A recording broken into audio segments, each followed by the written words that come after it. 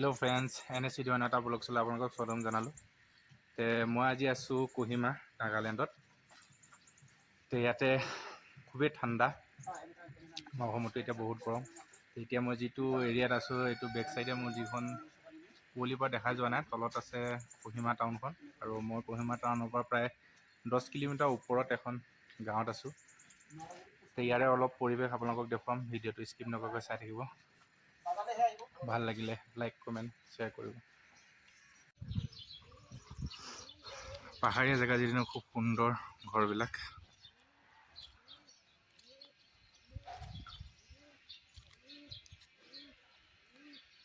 ইয়াৰ ঘৰৰ ফ্ৰণ্টত এইটো ম'হৰ মাথা লগাই থৈছে, এটা হৰিণৰ মাথাও লগাই থৈছে। এই ঘৰটোৰ লগতে এইবিলাক লগত সৰু সৰু ঘৰ কিছুমানো আছে।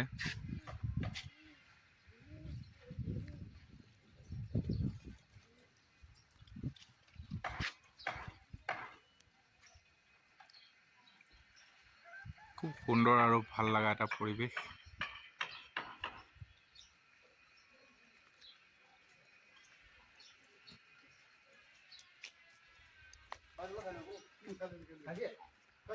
যিহেতু এইখিনি সময়ত অসমত বহুত গৰম, ইয়াত ইমান ঠাণ্ডা। এতিয়া ইয়াত 10টা বাজিছে, মই ভিডিঅ' কৰি থাকোঁতে।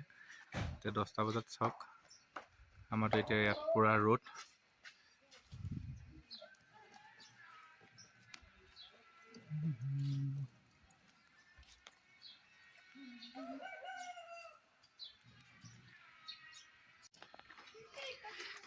এইটো হ'ল নাগা ঘৰ।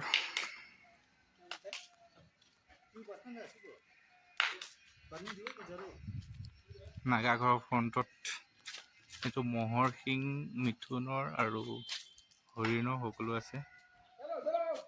ইয়াতে তেখেতলোকে ভাত বনায়।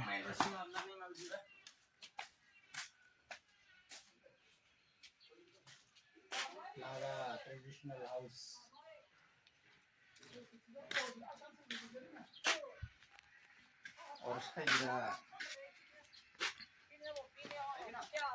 homestay.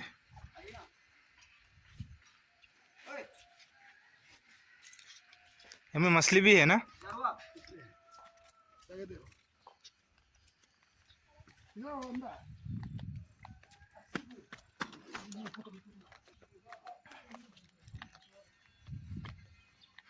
পাথৰবিলাক যি ইয়াত পাৰি থৈছে, ইয়াতে মানুহ বহি থাকে।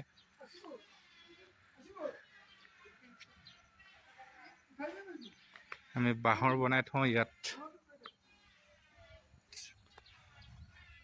পাথৰেদি বনাই থৈছে।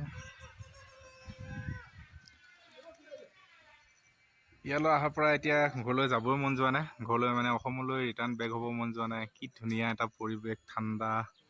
ইয়াত থকা মানুহখিনি মজাই বেলেগ।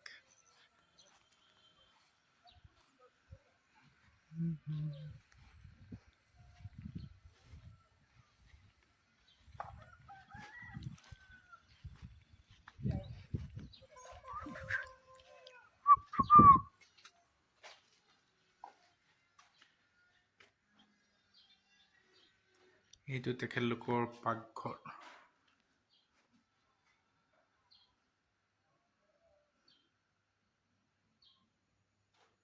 এয়া আদি মানুহৰ ফটো থৈ দিছে।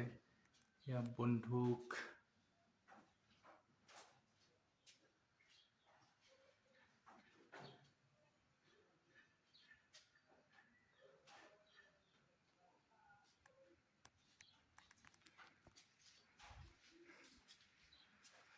এখেতলোক থাকে যদিনো পাহাৰত, কিন্তু ৰজাৰ নিচিনা থাকে বুলিয়ে ক'ব লাগিব।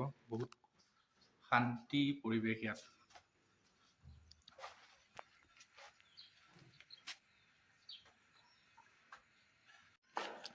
এইখন হ'ল অভি হোমষ্টে'।